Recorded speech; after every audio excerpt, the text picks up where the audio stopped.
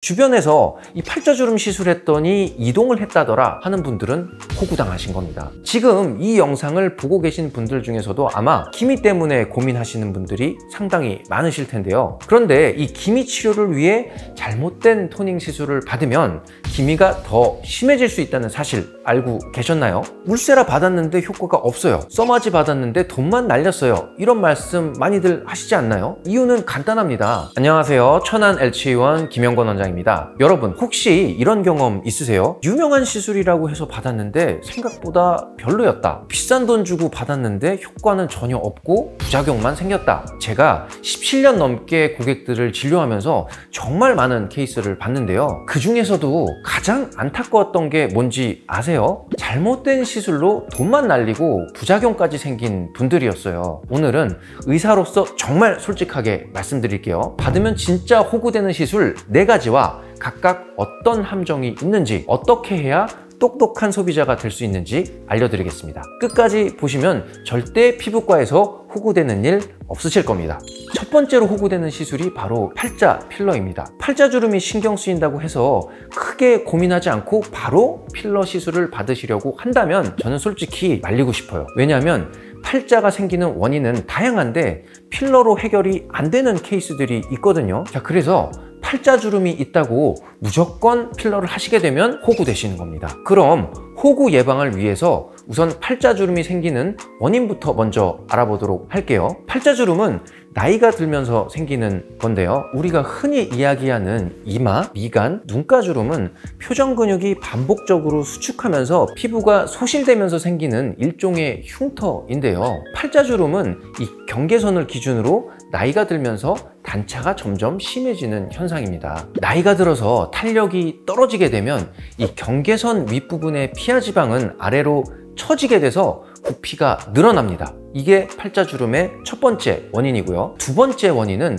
이 경계선 아랫부분에 지방과 뼈의 볼륨이 감소하면서 안으로 쑥 꺼지게 되는 현상입니다. 이렇게 경계선 위아래 단차가 심해지면서 우리가 흔히 이야기하는 팔자주름이라는 게 생기게 되는 거죠. 보통 이 나이가 들면서 2가지 원인을 동시에 가지고 계신 분들이 대부분이지만 특히나 이 경계선 위쪽의 지방이 심하게 늘어지신 분들은 아무리 아래쪽을 채워도 이 단차가 해결되지 않습니다. 이런 분들은 경계선 위쪽의 지방을 줄여주는 시술을 같이 받으셔야 하는데요. 주로 텐세라, 브이로 등의 하이프 시술이나 윤곽주사 같은 시술을 권장드리고 있습니다. 경계선 아래쪽에 꺼진 부분은 필러로 채워주셔야 되는데 시술 방법이 중요합니다. 주변에서 이 팔자주름 시술했더니 이동을 했다더라 하는 분들은 호구당하신 겁니다. 팔자주름 필러가 들어가는 부위에는 근육이 상당히 많은데요. 근육 위층에 필러를 넣으면 필러가 이동할 가능성이 큽니다. 반면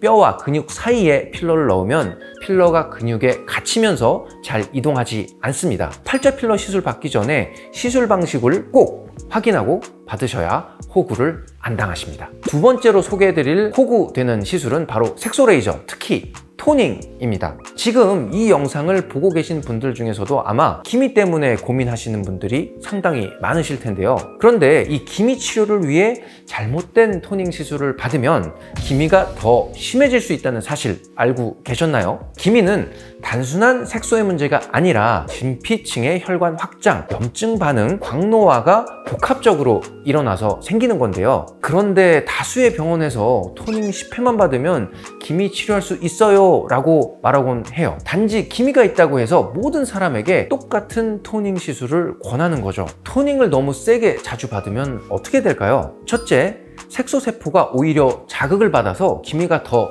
짙어지는 역효과가 생깁니다. 둘째, 시술한 부위의 정상 피부보다 하얘지는 탈색 현상이 나타날 수가 있어요. 마지막으로 이러한 역효과들 때문에 피부가 얼룩덜룩해질 수가 있습니다. 자, 실제로 제가 상담한 환자분 중에 다른 병원에서 토닝 20회를 받고도 기미가 더 심해져서 오신 분이 계셨거든요. 기미는 천천히 차근차근 치료해야 됩니다. 저희 병원의 경우는 먼저 피부를 정밀하게 검사를 한 뒤에 기미의 깊이와 타입을 분석을 하는데요. 이렇게 꼼꼼히 살펴본 뒤에 현재 상태에 맞는 방법으로 피부 깊숙한 곳부터 재생시키는 치료를 합니다. 무조건 여러 번의 토닝 시술을 권하는 것이 아니라 급하지 않게 피부를 달래가면서 기미를 치료하는 게 핵심이에요. 또한 어떤 장비로 치료하느냐도 굉장히 중요한데요. 색소 치료를 하는 광학 장비는 작은 변화에도 상당히 민감하기 때문에 정밀한 장비를 사용해야 됩니다. 저희 병원에서는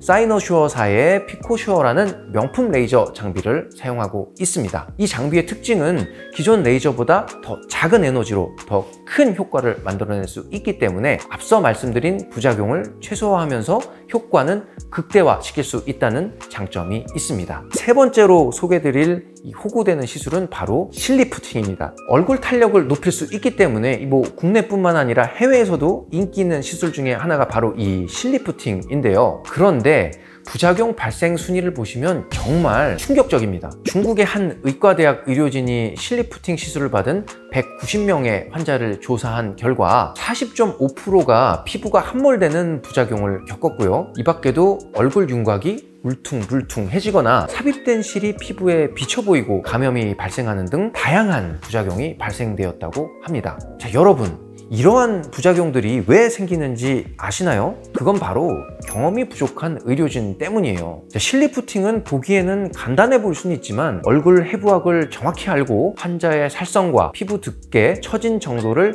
정밀하게 파악하는 것이 정말 중요합니다. 예를 들어 피부가 얇은 사람에게 실을 너무 얕게 주입을 하면 피부 함몰이 생길 수가 있고요. 반대로 피부가 너무 두꺼운 사람에게 실을 너무 두껍게 주입하면 효과가 잘 나타나지 않을 수가 있어요. 따라서 실리프팅 시술에 관심이 있으시다면 경험이 많은 의료진에게 시술을 받으시거나 효과는 실리프팅보다 좀 떨어지더라도 텐세라나 텐서마 같은 안전한 리프팅 레이저를 받으시는 것을 권유드립니다. 더 자연스럽고 부작용 위험도 훨씬 낮출 수 있으니까요. 마지막으로 소개해드리는 건 호구되는 시술이라기보다는 호구되는 방법입니다. 바로 리프팅 레이저를 잘못 선택하는 것인데요. 울세라 받았는데 효과가 없어요. 써마지 받았는데 돈만 날렸어요. 이런 말씀 많이들 하시지 않나요? 이유는 간단합니다. 본인 피부에 맞지 않는 리프팅 레이저를 선택했기 때문인데요. 자신이 가지고 있는 각각의 문제에 따라 장비도 그에 맞게 선택해야 되는데요. 첫 번째, 피부 탄력 저하로 인한 문제를 가지고 계신 분들에게는 써마지나 텐서마 같은 고주파 시술이 적합하고요. 두 번째로는 지방이 많아 고민이신 분들에게는 인모드 FX가 좋습니다. 세 번째는 피하 지방이 늘어지신 분들에게는 울세라, 텐세라, 브이로 같은 하이프 장비가 적절합니다. 그런데 많은 병원들이 유행하는 장비나 광고를 많이 하는 장비로 추천을 해줍니다. 환자 상태는 제대로 보지도 않고 울세라 시술이 좋을 것 같아요 라고 하시는데 사실은 상태와 상관없이 매출 등의 목적으로 추천할 수 있다는 거죠. 당연히 효과가 없을 수밖에요. 본인의 상태에 맞는 시술을 권하는 곳에서 시술 받으실 것을 추천드립니다. 구독자분들 중에서는 이 오리지널리티를 더 중요시하는 분들도 계시지만 비슷한 효과라면 적은 비용으로 시술 받는 게 호구당하지 않는 것이라고 생각해요. 그래서 저는 여러분께서 오리지널 울세라 써마지보다는 합리적인 가격으로 최대 효과를 낼 수 있는 텐세라, 텐서마를 더 권장드리고 있습니다. 그럼 어떤 병원을 선택해야 될까요? 세 가지를 꼭 기억하세요. 첫 번째는 원장의 경력과 철학을 보세요. 시술 효과를 중요시하는 마인드를 가지고 있는지, 환자 개별 맞춤 치료나 상담을 실제로 하고 계신지 확인해 보시길 바랍니다. 두 번째로는 장비와 기술력입니다. 다양한 장비를 보유하고 있는지, 환자에게 다양한 옵션을 제시할 수 있는지, 구식 기술만 고집하고 있지는 않은지 살펴보세요. 세 번째는 사후관리 시스템입니다. 시술 후 체계적인 사후관리가 있는지, 부작용이 발생했는데 끝까지 책임지는 시스템이 있는지, 직원들이 친절한지도 중요한 판단 기준이 될 수가 있겠죠. 자, 여러분, 비싸다고 좋은 게 아니에요. 진짜 실력 있고 경험 많은 의사를 찾으시길 바랍니다.